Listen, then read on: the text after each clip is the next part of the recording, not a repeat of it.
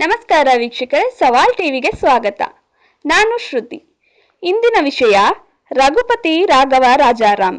ರಘುಪತಿ ರಾಘವ ರಾಜಾರಾಮ್ ಭಜನೆಯು ಲಕ್ಷ್ಮಣಾಚಾರ್ಯರ ಶ್ರೀ ನಾಮರಾಮಾಯಣಂದಿಂದ ಬಂದಿದೆ ಎಂದು ನಂಬಲಾಗಿದೆ. ಇದನ್ನು ತುಳಸಿದಾಸರು ಅಥವಾ ಸಂತ ರಾಮದಾಸರು ರಚಿಸಿರಬಹುದು ಎಂಬುದು ಭಿನ್ನಾಭಿಪ್ರಾಯವಾಗಿದೆ. ಮಹಾತ್ಮ ಗಾಂಧೀಜಿಯವರು ಇದನ್ನು ಜನಪ್ರಿಯಗೊಳಿಸಿದರು ಮತ್ತು ಹಿಂದೂ ಮುಸ್ಲಿಂ ನಡುವೆ ಏಕತೆ ಸಾಮರಸ್ಯದ ಸಂದೇಶವನ್ನು ಹರಡಲು ಸಾಹಿತ್ಯವನ್ನು ಸ್ವಲ್ಪ ಬದಲಾಯಿಸಿದರು ಎನ್ನಲಾಗಿದೆ. ರಘುಪತಿ ರಾಘವ ರಾಜಾರಾಮ್ ಎಂಬುದು ಭಾರತದ ಅತ್ಯಂತ ಪ್ರಸಿದ್ಧ ಭಕ್ತಿಗೀತೆಗಳಲ್ಲೊಂದು. ಇದು ಭಗವಾನ್ ರಾಮನ ಭಕ್ತಿಯನ್ನು ಸಾರುವ ಭಜನೆಯಾಗಿದ್ದು, ಭಾರತೀಯ ಸಂಸ್ಕೃತಿ, ಧಾರ್ಮಿಕ ಸಹಿಷ್ಣುತೆ ಮತ್ತು ರಾಷ್ಟ್ರೀಯ ಏಕತೆಯ ಸಂಕೇತವಾಗಿ ಪರಿಗಣಿಸಲಾಗಿದೆ. ಈ ಭಜನೆಯ ಮೂಲವು ಪುರಾತನ ರಾಮಭಕ್ತಿ ಪರಂಪರೆಗೆ ಸೇರಿದೆ.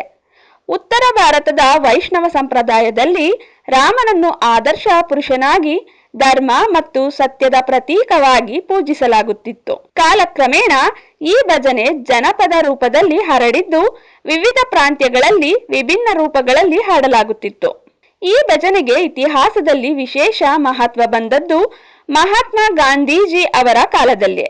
ಗಾಂಧೀಜಿ ಈ ಭಜನೆಯನ್ನು ತಮ್ಮ ಪ್ರಾರ್ಥನಾ ಸಭೆಗಳಲ್ಲಿ ನಿಯಮಿತವಾಗಿ ಹಾಡಿಸುತ್ತಿದ್ದರು.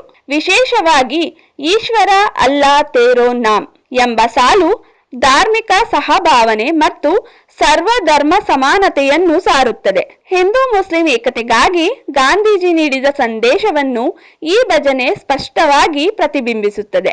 ಸ್ವಾತಂತ್ರ್ಯ ಹೋರಾಟದ ಸಮಯದಲ್ಲಿ ಈ ಭಜನೆ ಜನರಲ್ಲಿ ಶಾಂತಿ, ಧೈರ್ಯ ಮತ್ತು ನೈತಿಕ ಬಲವನ್ನು ಉಂಟುಮಾಡಿತು. ಅಹಿಂಸೆ, ಸತ್ಯ ಮತ್ತು ಪ್ರೀತಿ ಎಂಬ ಗಾಂಧಿಯ ತತ್ವಗಳನ್ನು ಇದು ಜನಸಾಮಾನ್ಯರಿಗೆ ಸರಳವಾಗಿ ತಲುಪಿಸುತ್ತಿತ್ತು. ಒಟ್ಟಾರೆ ರಘುಪತಿ ರಾಘವ ರಾಜಾರಾಮ್ ಭಜನೆ ಕೇವಲ ಧಾರ್ಮಿಕ ಗೀತೆಯಲ್ಲ, ಅದು ಭಾರತೀಯ ಇತಿಹಾಸದಲ್ಲಿ ಶಾಂತಿ, ಅಹಿಂಸೆ ಮತ್ತು ಸರ್ವಧರ್ಮ ಸಮಾನತೆಯ ಸಂದೇಶವನ್ನು ಸಾರಿದ ಮಹತ್ವದ ಕೃತಿಯಾಗಿದೆ.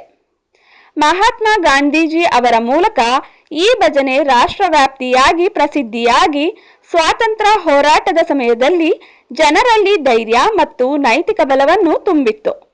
ಇಂದಿಗೂ ಈ ಭಜನೆ ಭಾರತೀಯ ಸಂಸ್ಕೃತಿ ಮತ್ತು ರಾಷ್ಟ್ರೀಯ ಏಕತೆ ಸಂಕೇತವಾಗಿ ಉಳಿದುಕೊಂಡಿದೆ. ಆದ್ದರಿಂದ ರಘುಪತಿ ರಾಘವ ರಾಜಾರಾಮ್ ನಮ್ಮ ಇತಿಹಾಸ ಮತ್ತು ಪರಂಪರೆಯಲ್ಲಿ ಅತಿ ಮಹತ್ವದ ಸ್ಥಾನವನ್ನು ಹೊಂದಿದೆ. ಹೀಗೆ ಹೆಚ್ಚಿನ ವಿಡಿಯೋಗಳಿಗಾಗಿ ಸವಾಲ್ ಟಿವಿಯನ್ನು ಸಬ್ಸ್ಕ್ರೈಬ್ ಮಾಡಿ. ಈ ವಿಡಿಯೋ ಇಷ್ಟವಾಗಿದ್ದಲ್ಲಿ ಲೈಕ್ ಮಾಡಿ, ಶೇರ್ ಮಾಡಿ. ನಿಮ್ಮ ಅನಿಸಿಕೆಗಳನ್ನು ಕಮೆಂಟ್ನ ಮೂಲಕ ನಮಗೆ ತಿಳಿಸಿ.